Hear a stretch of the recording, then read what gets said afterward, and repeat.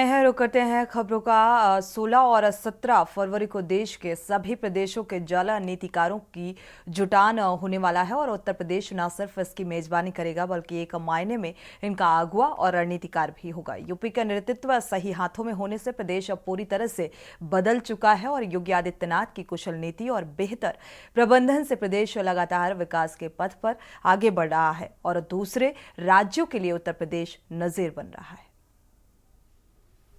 जल जीवन मिशन पर एक्शन मोड में सरकार। 10 साल प्रबंधन के लिए कंपनियों से करार। बढ़ रहा जल जीवन मिशन, बढ़ रहा यूपी। राज्यों से बेस्ट प्रैक्टिस साझा करेगा प्रदेश। कैसे बनी रहे निरंतरता, कैसे हो मेंटेनेंस। उत्तर प्रदेश दिखाएगा पूरे देश को रास्ता।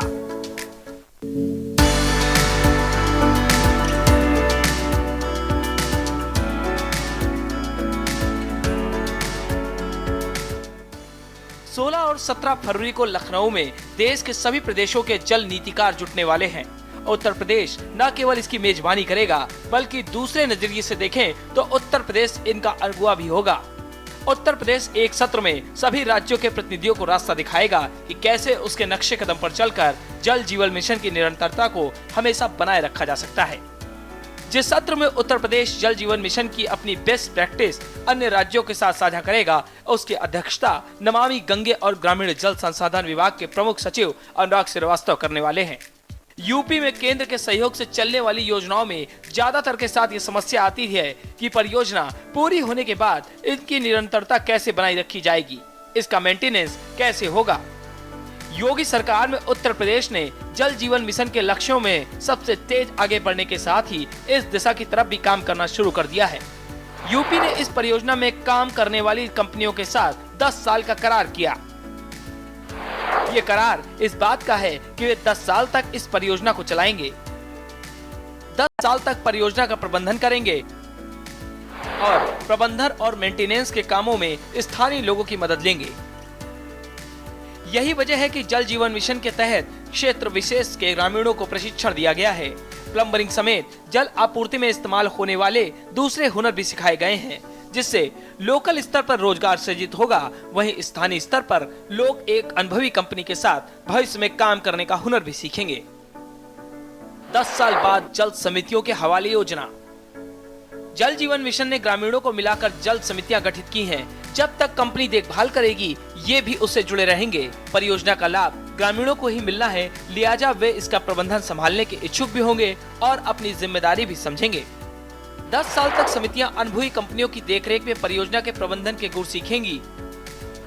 बाद में जब कंपनियों से करार पूरा हो जाएगा तो ये परियोजनाएं जल समितियों के हवाले कर दी जाएंगी। बजट की व्यवस्था करने वाला यूपी पहला राज्य। उत्तर प्रदेश पहला ऐसा राज्य बनकर उभरा है जिसने बजट का दरवाजा परियोजनाओं के प्रबंधन और उसके संचालन के लिए खोला है। जल समितियां जिस समय परियोजना टेक ओवर करेंगी तो उनके पास बजट भी होगा। योगी सरकार ने 2000 करोड़ रुपए इस मद में इस साल के बजट में दिए हैं। यूपी में जल जीवन मिशन की 90% परियोजनाएं सोलर आधारित हैं। इससे बिजली पर आने वाला खर्च भी नहीं होगा। दूसरे राज्यों की ऐसी परियोजनाओं में सोलर पावर का इस्तेमाल नहीं हुआ है। बता दें कि लखनऊ में होने वाली 2 दिवसीय नेशनल कॉन्फ्रेंस का उद्घाटन केंद्रीय जल शक्ति मंत्री गजेंद्र सिंह शेखावत कर सकते हैं। कार्यक्रम में यूपी के जल शक्ति मंत्री स्वतंत्र देव सिंह भी मौजूद रहेंगे। 2 दिन की प्रेस कॉन्फ्रेंस में देश के सभी प्रदेशों के जल शक्ति विभाग के प्रमुख सचिवों और डायरेक्टर भी जुटेंगे। चर्चा में राष्ट्रीय स्तर पर नीति तैयार करने की राह तलाशी जाएगी। यूपी का नेतृत्व सही हाथों में होने से प्रदेश पूरी तरह से बदल चुका है। सीएम योगी आदित्यनाथ की कुशल नीति और बेहतर प्रबंधन से प्रदेश लगातार विकास के पथ पर आगे बढ़ रहा है और दूसरे राज्यों के लिए नजीर बन रहा है। स्पेशल डेस्क, के न्यूज इंडिया।